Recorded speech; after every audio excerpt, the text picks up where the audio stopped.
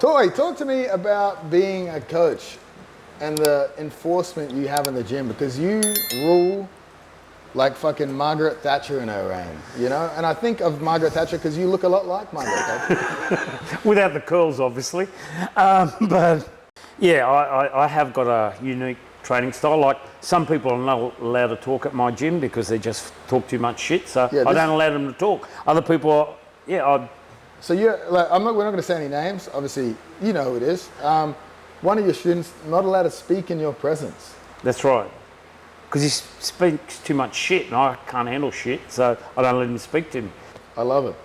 What's his punishment? Also, you rule over everyone, obviously, except me. He's cleaning the toilets while I'm away. I put him on toilet duty again because he spoke to me before I left. He said goodbye, and I said, fuck that, you're on the toilet duties now. Mate, I told him, we've got rules. Everything is there for a reason. And if he's going to break the rules, he's got to pay the price. You're like a homosexual Mr. Miyagi, and I love it. I wouldn't go that far, but that's a great compliment. I'll wear it as a badge of honour. But you rule over everyone in that gym, because you were telling me about the time that Volkanovski said something and you made him explain the meat grinder and then explain what you made him do. Well, the meat grinder is usually a simulated fight. So every 30 seconds we bring in a new guy. And I've got all different types of meat grinders, but for MMA... Sounds like a Saturday night for you, eh? Yeah, when you're around. When you're not around, it's not that way. But anyway, let's get back to the meat grinder. So 30 seconds, new guy. So we do pads, striking, wrestling, jiu-jitsu, and we mix it up.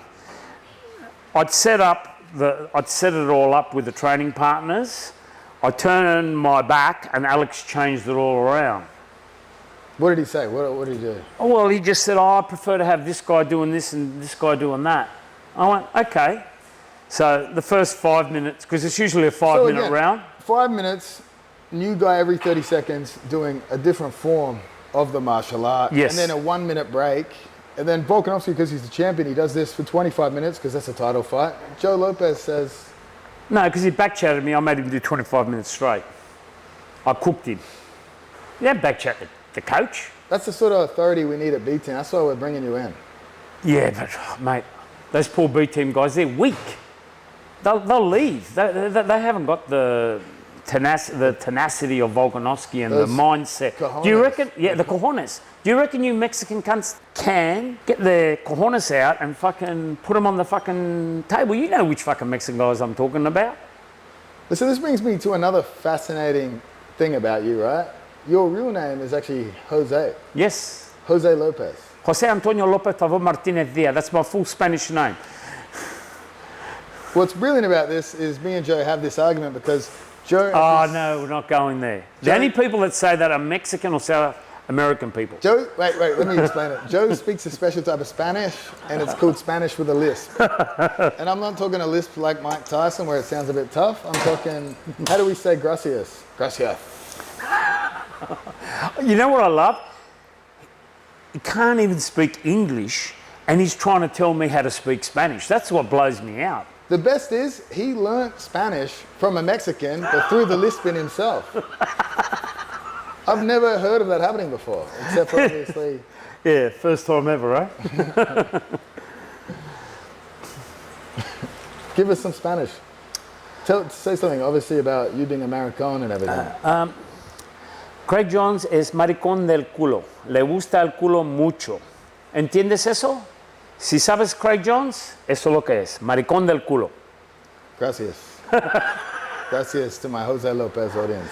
He put me through a meat grinder with his best students. It was a fucking vegetarian meat grinder, mate. That was the weakest thing I've ever experienced. You pull fucking guard and you hang on to them for fucking 5 minutes. You jumped in at the end like it was a threat. I was like, oh, gee, fuck, I'm in trouble now, man. I nearly submitted you. You had a stroke. I did. Your 7th one. I blew my arm out trying to fucking choke you out. I have injured you many times. You have. You've embarrassed me more times than injured me. The best was, I told Joe, this is beautiful, when we were in Vegas for 5 weeks, I told him In-N-Out Burger was healthy. He gained 20 pounds that he's never lost since that time. It's true story. I came in there at 80 kilos. 5 weeks later, I blow out at 90-something kilos. I go, fuck, what happened? It was he's going every day. Let's go get an In-N-Out burger. Not one, two. But he's got, what is it? The special, special menu. Fucking hard arm to twist, wasn't it, mate? It was. But I cut it down. By the third week, I wasn't having 2 burgers. I was having 1. I was skipping the fries. Otherwise, I would have been fucking 100 kilos, I'm telling you. He's going, they're healthy. They're really good for you. In-N-Out's special because none of the ingredients are frozen, mate. That's the beauty of it, you know? And for that reason alone, I consider it a healthy dish. Well, it is. Out of all the other burgers, they are probably one of the best. The best. Unless Shake Shack want to fucking give me some money, and then I'll fucking go over to Shake Shack. You're talking to a man that would sell his soul for $3.50. And I love it. I appreciate it. I learned that from you. $3.50. What, did I get a pay rise? People say, Craig, It's usually $2. you're the ultimate sellout. And I say, that's Joe Lopez management right there, mate.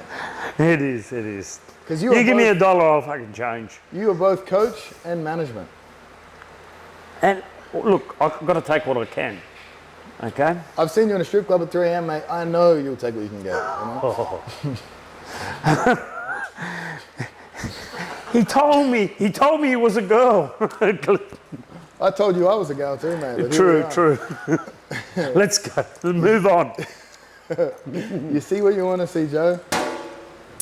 We didn't come here to discuss my life. Yeah, 60-year-old man came to Southeast Asia for the culture, for sure. Thank you, Joe Lopez, for blessing us with your presence.